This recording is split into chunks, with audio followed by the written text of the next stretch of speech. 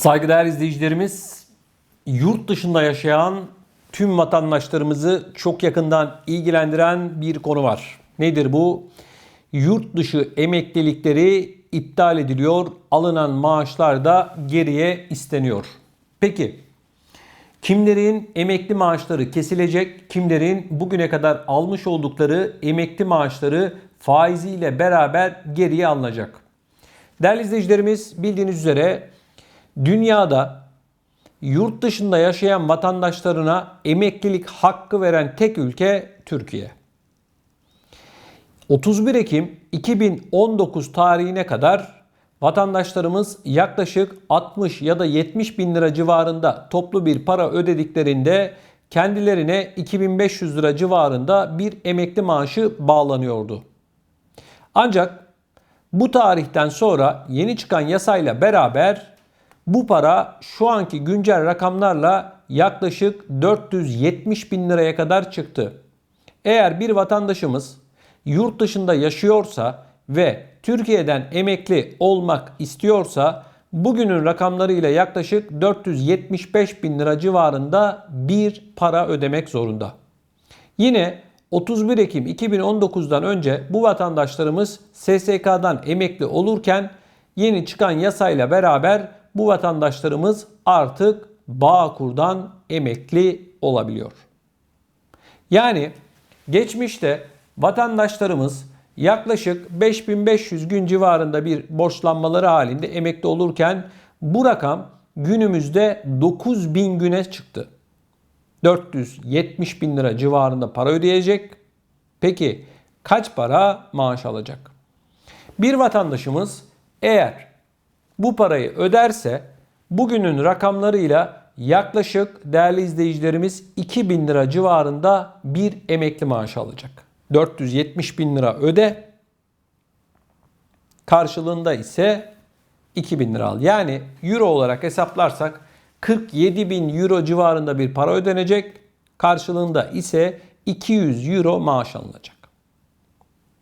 Aslında yurt dışı emekliliği kaldırılmadı ama zorlaştırıldı. Aslında Türkçesi şu: yurt dışı emekliliği yapmayın diyorlar.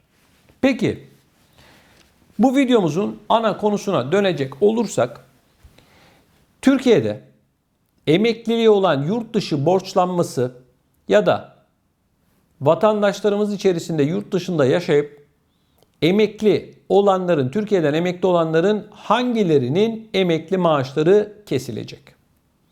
Saygıdeğer izleyicilerimiz, yurt dışında yaşayan pek çok vatandaşımız geçmişte eğer az önce anlattığım gibi toplu bir şekilde para ödediyse, yurt dışı emekliliği yaptıysa onları bir kenara koyuyorum. Ama örneğin vatandaşımız Almanya'da, Fransa'da, İsviçre'de, İsveç'te, Norveç'te, dünyanın bir başka ülkesinde yaşıyor. Ama kendisini Türkiye'den bir iş yerinden, bir şirketten, bir çay ocağından, bir işte bakkaldan, manavdan tanıdığı vasıtasıyla bir yerden sigortalı gösterdiyse ve her ay kendisi de bu sigortalı göründüğü yere bu sigorta primini her ay gönderdiyse belli bir süre sonra da emekli olabiliyordu. Vatandaşın kendisi yurt dışında ama kendisi Türkiye'de çalışıyormuş gibi görünüyor.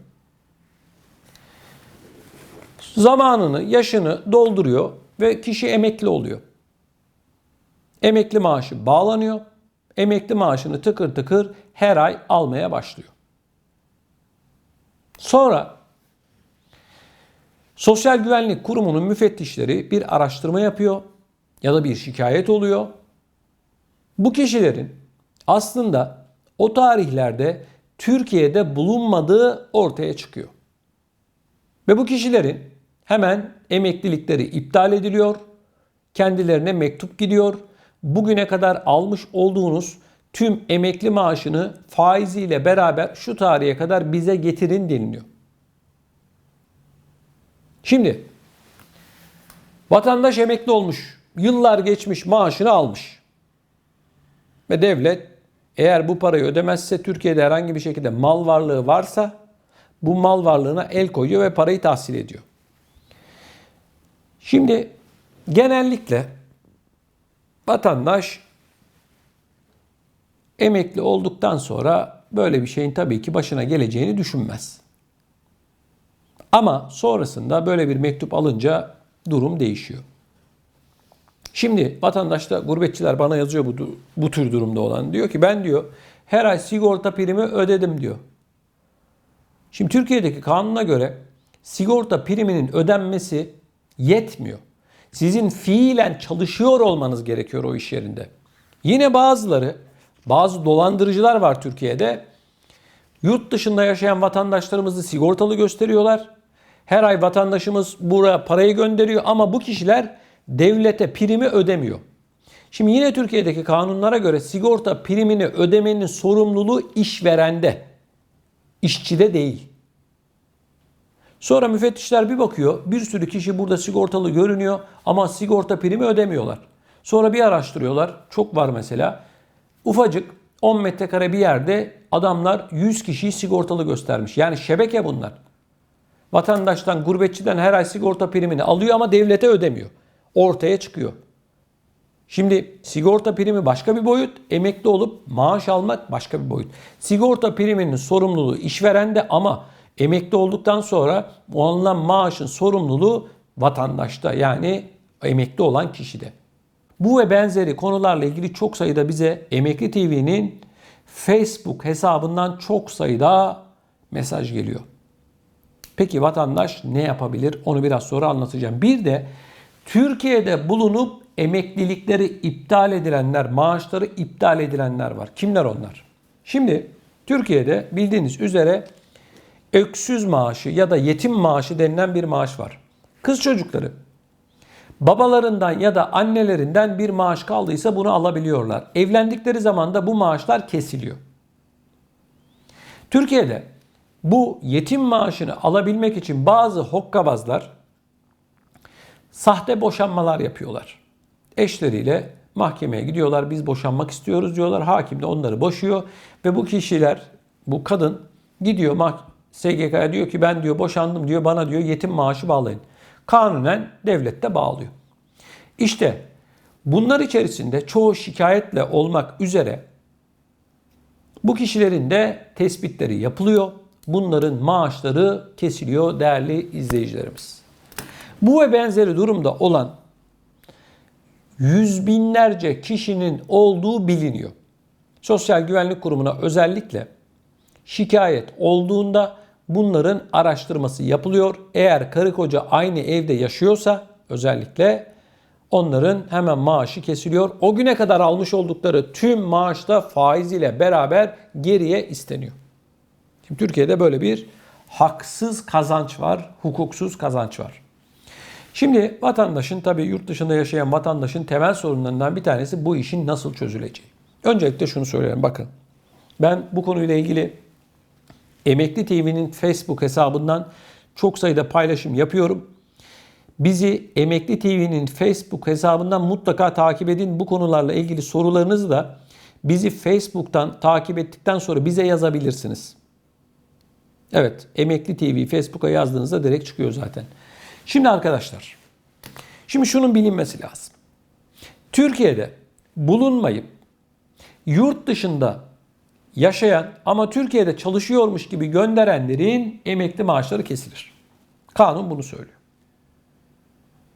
Ama vatandaş bana diyor ki, kardeşim diyor, bu diyor parayla ilgili bir şey değil mi? Ben parayı her ay ödedim diyor. Hayır arkadaşlar. Kanun böyle söylemiyor. Diyor ki çalışacak. Çalışmazsa biz ona emekli maaşı bağlamıyoruz diyor. Kanun bunu söylüyor. Ben söylemiyorum. Sizin araştırmanız yapılırken de çok kolay. Pasaport giriş çıkışlarınıza bakıyorlar. Bu tarihlerde bu adam Türkiye'de mi değil mi? Değilse zaten şüpheli koda düşüyor. Yani şüpheli duruma düşüyor. Sizi çağırıyorlar. Diyorlar ki siz hayırdır burada değilsiniz ama kendinizi işte sigortalı göstermişsiniz. Hangi iş yerinde çalışıyorsunuz? Adresi ne? Kaç para maaş alıyorsunuz? Maaşınız bankaya mı yatıyordu diye sorular soruyor müfettişler. Sizler cevap veremediğiniz için de direkt otomatikman emekliliğiniz iptal ediliyor. O güne kadar almış olduğunuz maaş da kesiliyor. Basitçe bu. Peki bu işten bir kurtulma yolu, maaşı tekrar bağlatma yolu var mı? Bakın, Ben sosyal medyada görüyorum. Bazıları çıkıp gelin biz sizin maaşlarınızı tekrar bağlatırız. Gelin şunu yaparız, gelin bunu yaparız diye yayınlar yapıyorlar. Öncelikle şunu söyleyeyim. Paranızı sakın ola ki hiç kimseye kaptırmayın. YouTube'da çok görüyorum. İsim vermek istemiyorum. Kimler olduğunu biliyorum. Dikkat edin. Bu bir. İkincisi, bakın. Bu ve benzeri konularla ilgili açılan davalar var. Vatandaş dava açıyor. Avukata dünya kadar para ödüyor.